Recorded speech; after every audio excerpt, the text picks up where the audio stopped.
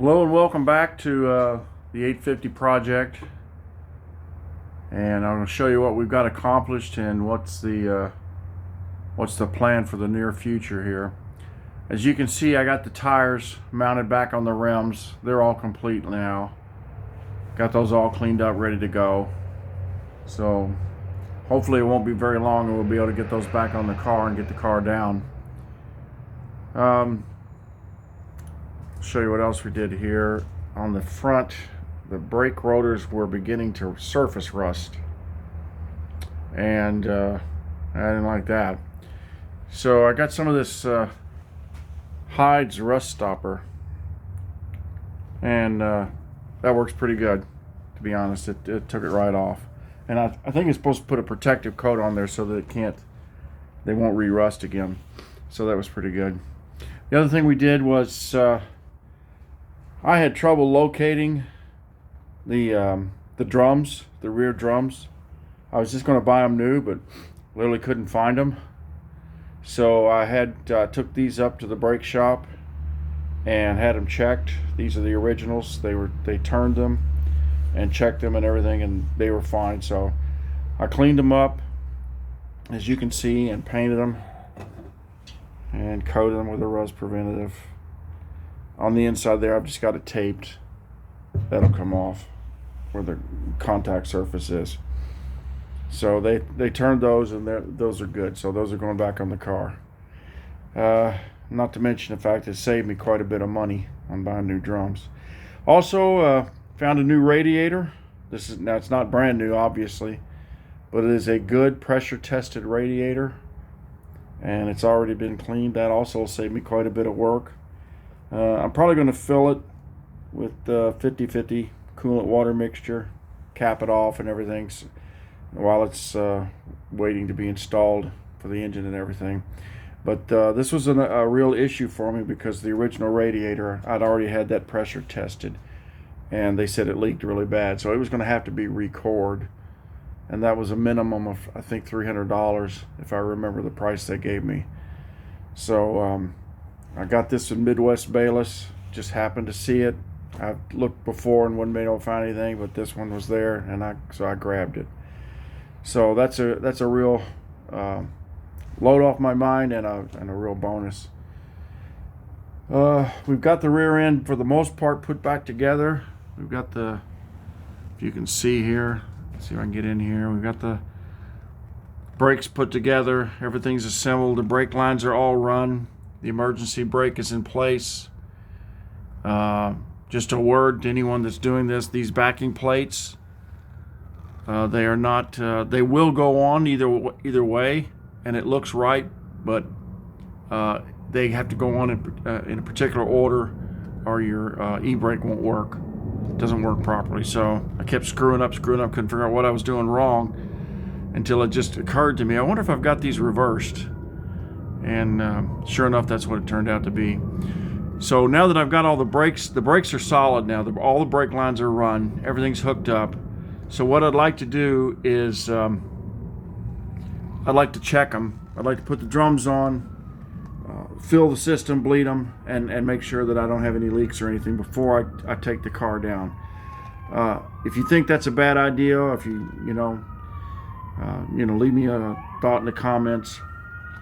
But that's what I'd like to do, just to make sure I don't have any. I think it'd be easier to fix a leak now than after the car is back on the ground. So we'll get those drums on, we'll fill the brake lines, we'll bleed them, and we'll test them. We've got everything ready to go for the most part. Let me see if I can get around here and show you. We got the fuel tank installed.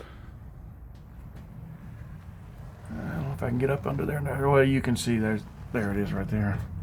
The fuel tank has been installed. The e-brake line, that has to be connected to the lever mechanism yet. I'll probably do that before I put the car down. We've got the control arms, everything is up. And on the fuel line, I ran it through here. Now I don't know if that's the way it originally ran or not. My thought was it would come out from here. This seems to be the most obvious. The fuel line would come out of that plate right there. But that won't work because it's too tight of a 90 right there. So you can't do it that way. So I do have the lines running from the sending unit coming out.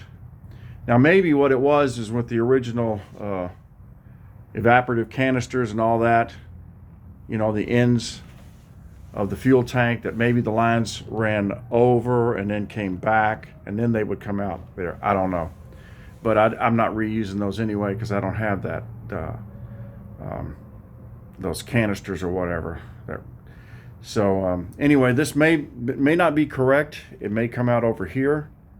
I don't know if anything else would come out right there, but I guess when I go to put the other items back on, it won't be that big a deal to switch if I have to.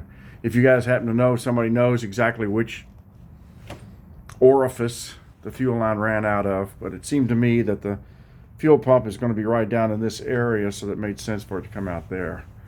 So anyway, we've got that hooked up. We're getting very close now to being able to put the wheels on the car and get it down on the ground.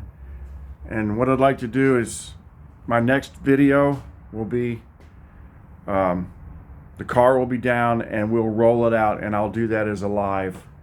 I'll try to do that as a live stream so you guys can see the car actually rolling out, and which I think would be pretty cool. The problem I'm going to run into is, my plan was to put up a carport right outside here, you know, on this concrete pad next to the garage, and I was just going to construct a, you know, probably just on concrete blocks or piers to protect the car, because as you can see, I've got a lot of trees and so forth, and I don't want the car damaged. So, but we had one major issue that's going to put a big snag in that plan, and I'll show you what it is right here. This happened.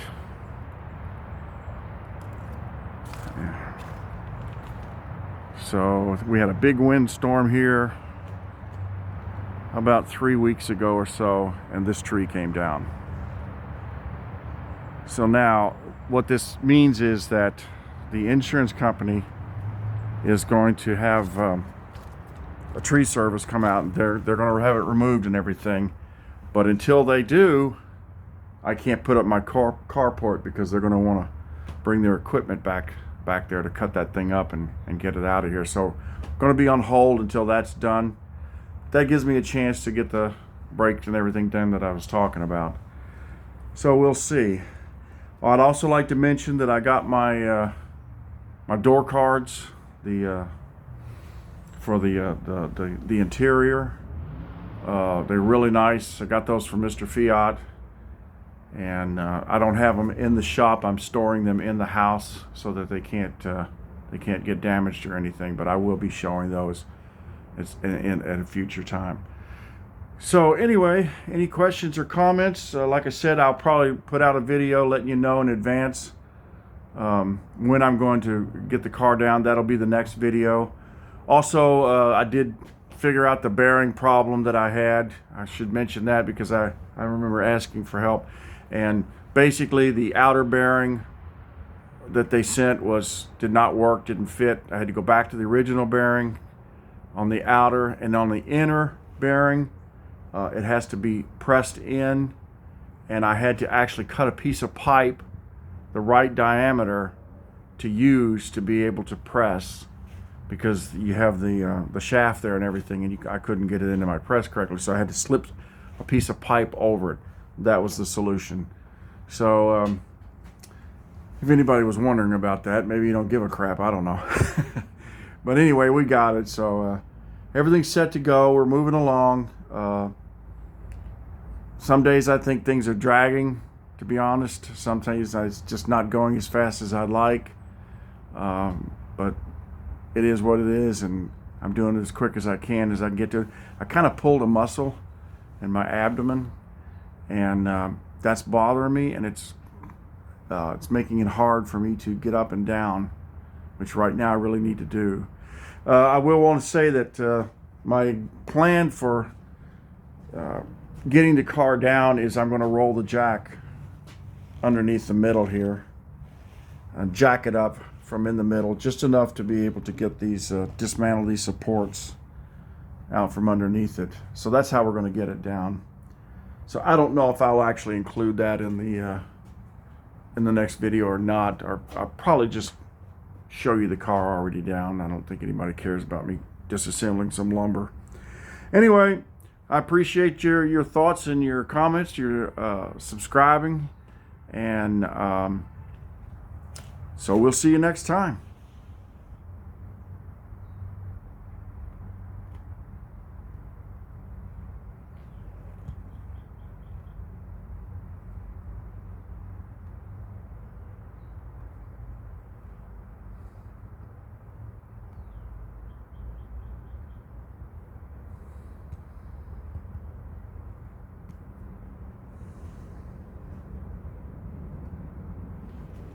What the world's wrong with this stupid thing?